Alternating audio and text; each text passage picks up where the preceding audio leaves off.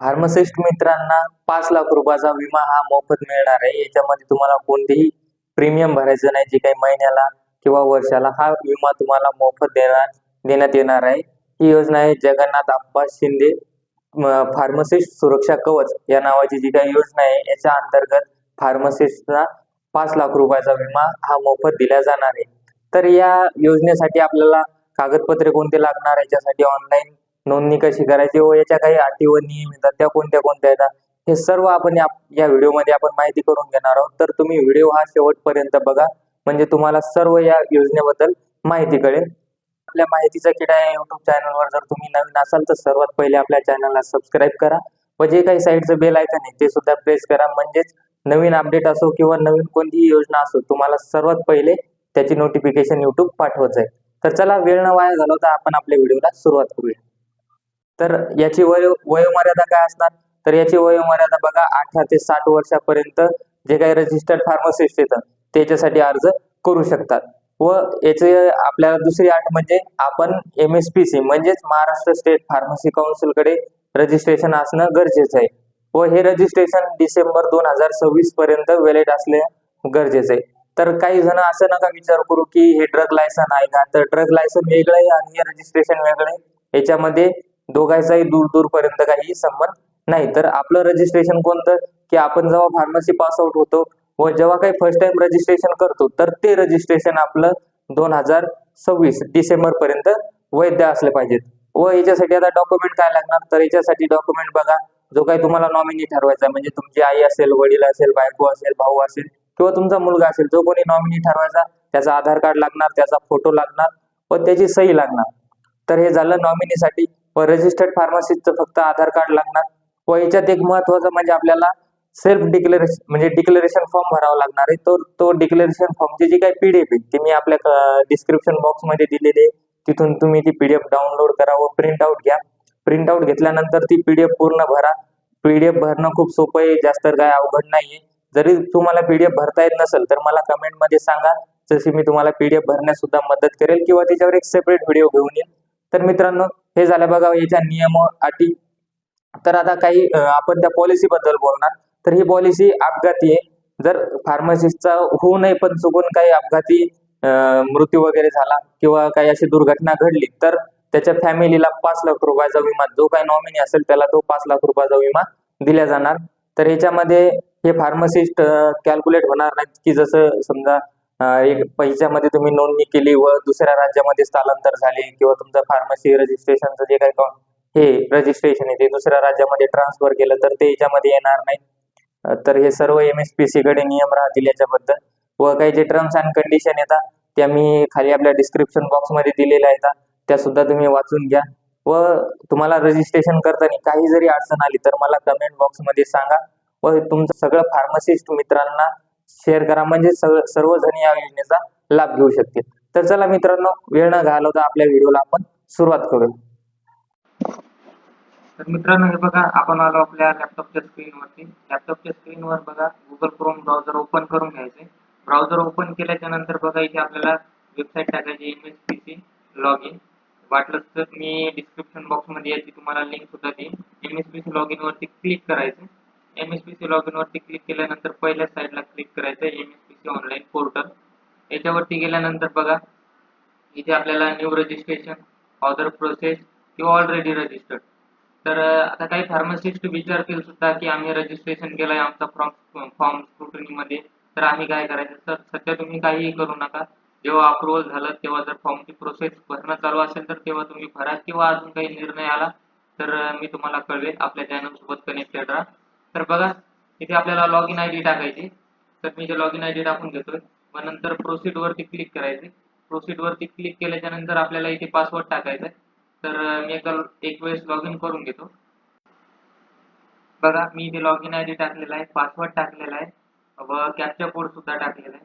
तर मित्रांनो, log in ID आणि पासवर्ड जेव्हा फर्स्ट टाइम रजिस्ट्रेशन केलं होतं तर तेव्हा आपल्याला लॉग इन ID आणि पासवर्ड दिलेला असतो, आपल्याला मेसेजमध्ये आलेला असतो. जर तुम्ही लॉग इन ID व पासवर्ड विसरला असाल तर बघा इथे फॉरगेट लॉग इन ID आणि फॉरगेट पासवर्ड सुद्धा आहे, तिथून तुम्ही मिळवू शकता. जर त्याच्यात काही तुम्हाला अडचण येत असतील तर मला कमेंटमध्ये कळवा.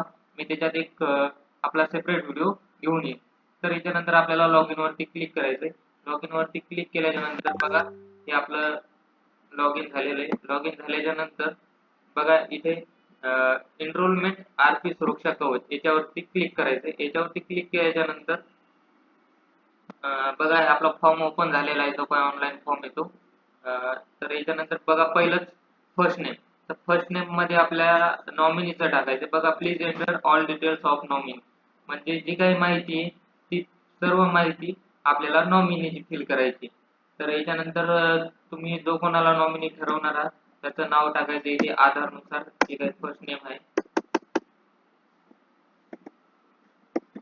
बघा आधारनुसार इथे माहिती टाकायची त्याची.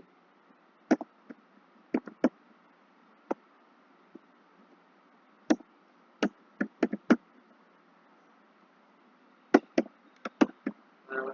त्याच्यानंतर आपल्याला नॉमिनीची डेट ऑफ बर्थ टाकायची. बघा इथे जे काही नॉमिनीचं वय असणार ते इथे कॅल्क्युलेट होऊन येणार.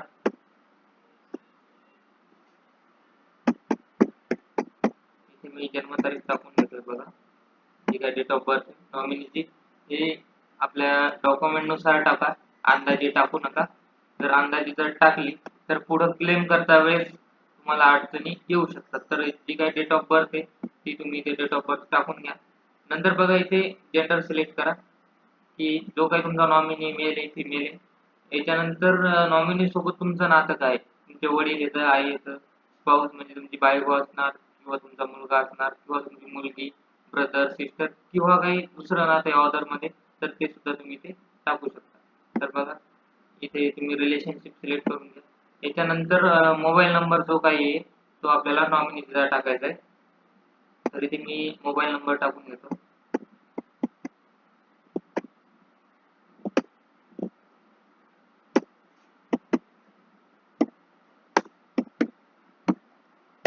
बघा इथे मोबाईल नंबर टाकलेला आहे. व याच्यानंतर आपल्याला नॉमिनीची मेल आय डी सुद्धा टाकायची आहे. हे बघा नॉमिनीची मेल आय डी व जो काही नॉमिनीचा ॲड्रेस आहे रेसिडेंशियल ॲड्रेस जो काही राहते तो आपल्याला इथे ॲड्रेस टाकायचा आहे, जो आपल्या आधारनुसार ॲड्रेस असणार नॉमिनीचा. सर्व माहिती ही काळजीपूर्वक भरा, कारण नंतर क्लेमच्या वेळेस अडचणी येऊ शकतात.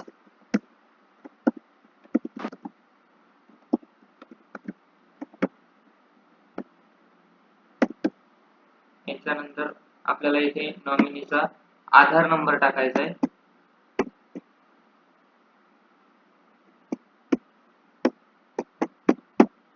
व याच्यानंतर आपल्याला ॲड्रेस लाईन 2 विचारलेली ती ऑप्शनल आहे, नाही टाकली तरी चालते. नंतर जो काही आपला तालुका आहे तो आपल्याला इथे सिलेक्ट करायचा आहे. व नंतर जो डिस्ट्रिक्ट आहे ते ऑटोमॅटिक घेतलेलं आहे. पिनकोड टाकायचा आहे तुमच्या एरियाचा.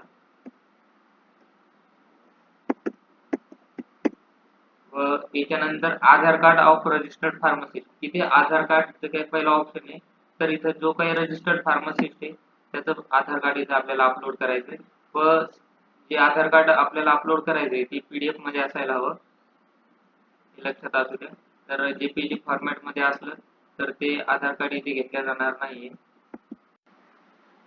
तर मित्रांनो जो काही आपला आधार कार्ड आहे ते आपल्याला PDF फॉर्मॅट मध्ये पाहिजे व ते जास्तीत जास्त त्याची साईज आपल्याला 200 KBच्या जवळ असली पाहिजे. 200 KBच्या वरही चालणार नाही, ते सिस्टीम मध्ये घेणार नाहीये. तर इथे चूज फाईल वरती क्लिक करायचंय. नंतर जे काही फोल्डर मध्ये तुम्ही आधार कार्ड ठेवलं असणार तिथून आधार कार्ड अपलोड करून घ्यायचं. हे बघा इथे आधार कार्ड अपलोड झालेले आहे. त्याच्यानंतर ॲप्लिकेशन फॉर एनरोलमेंट ॲप्लिकेशन बघा तुम्ही डाउनलोड करून इथून सुद्धा प्रिंट आउट घेऊ शकता व आपल्या डिस्क्रिप्शन बॉक्स मध्ये सुद्धा मी दिलेला आहे. फॉर्म भरणं खूप सोपं आहे. फुल नेम टाकायचा रजिस्टर्ड फार्मसिस्टचा, त्याचा MSPC बोलून जो काही रजिस्ट्रेशन नंबर असणार तो टाकायचा आहे. रजिस्ट्रेशन ज्या दिवशी केले ती डेट टाकायची. रजिस्ट्रेशन कधीपर्यंत व्हॅलिड आहे ते टाकायचे. नंतर डेट ऑफ बर्थ टाकायची फार्मसीची. नंतर प्रायमरी मोबाईल नंबर जो काही असणार तो टाकायचा आहे. ईमेल ID टाकायचा आहे व परमनंट ॲड्रेस टाकायचा आहे. नंतर नॉमिनी डिटेल्स मध्ये पूर्ण नाव टाकायचं नॉमिनीचं, डेट ऑफ बर्थ, नॉमिनीचं आयडेंटिटी प्रूफ काय दिलेलं आहे तर आधार कार्ड नंबर इथे टाकायचा आहे व मोबाईल नंबर, नॉमिनीचं जेंडर टाकायचं आहे मेल फिमेल व नंतर रिलेशनशिप काय आहे नॉमिनी सोबत ते इथे आपल्याला ते बॉक्सवरती क्लिक करायचे.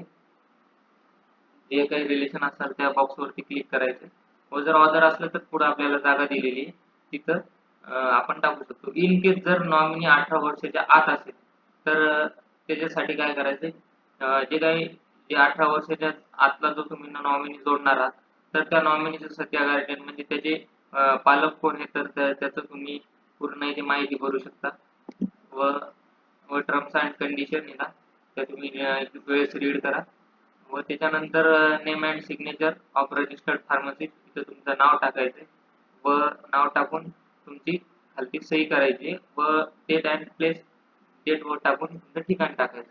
तर हे बघा फॉर्म खूप सोपा आहे. अशा प्रकारे तुम्ही फॉर्म भरू शकता हा. याची मी आपल्याला PDF ची जी काही लिंक आहे ती डिस्क्रिप्शन बॉक्समध्ये दिलेली आहे व आपलं WhatsApp चॅनल आहे, आपलं टेलिग्राम चॅनल सुद्धा आहे. तिथे पण मी सुद्धा ही PDF देणार.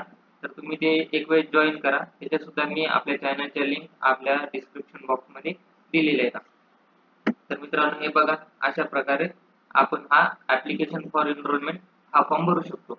व याच्यानंतर आधार कार्ड ऑफ नॉमिनी इथे नॉमिनीचं जे काही आधार कार्ड आहे ते आपल्याला इथे अपलोड करायचे. अपलोड केल्याच्या नंतर फोटो ऑफ नॉमिनी जो काही नॉमिनीचा फोटो आहे तो इथे आपल्याला अपलोड करायचा आहे. नॉमिनीचा फोटो अपलोड करताना एक काळजी घ्या की फोटोची साईज कमीत कमी 32 असली पाहिजेत व जास्तीत जास्त 50 KB 32 ते 50 च्या दरम्यान असलेली पाहिजे. या दोन्ही साईज मध्येच तुम्ही फोटो अपलोड करा. अन्यथा जर साईज तुम्हाला बनवता येत नसेल तर त्याची मला कमेंट करा. मी व्हिडिओ घेऊन येईल त्याच्याबद्दल किंवा तुम्हाला कमेंटमध्ये गाईड करेल. व याच्यानंतर आपल्याला सिग्नेचर ऑफ नॉमिनी ती सुद्धा इथे आपल्याला अपलोड करायची. जी काही नॉमिनीची सिग्नेचर आहे ती इथे आपल्याला अपलोड करायची. सिग्नेचरची साईज आहे ती 10 KB ते 50 KB व हे जे फोटो ऑफ नॉमिनी आणि सिग्नेचर ऑफ नॉमिनी येतं हे JPG मध्येच आपल्याला अपलोड करायचे. PDF मध्ये अपलोड होणार नाही किंवा अदर कोणता दुसरा फॉर्मॅट असला तर त्याच्यामध्ये अपलोड होणार नाही. व टर्म्स अँड कंडिशन हे एकदा वाचून घ्या व त्याच्यानंतर बघा इथे चेक बॉक्स आहे डिक्लेरेशन अँड अक्नॉलेजमेंट इथे क्लिक करायचं व सबमिट वरती क्लिक करायचं. अशा प्रकारे आपण जो काही फार्मसिस्टना 5 लाख रुपयाचा अपघाती विमा देण्यात येणार आहे याच्यासाठी आपण ऑनलाईन अर्ज करू शकतो. तर मित्रांनो तुम्हाला व्हिडिओ कसा वाटला? व्हिडिओ जर आवडला असेल तर व्हिडिओला लाईक करा व तुमचे फार्मसिस्ट जेवढे मित्र असतील त्यांना हा व्हिडिओ शेअर करा म्हणजे या योजनेपासून ते वंचित राहणार नाही. तर मित्रांनो चला असंच भेटूया एक नवीन व्हिडिओमध्ये तोपर्यंत जय हिंद जय महाराष्ट्र.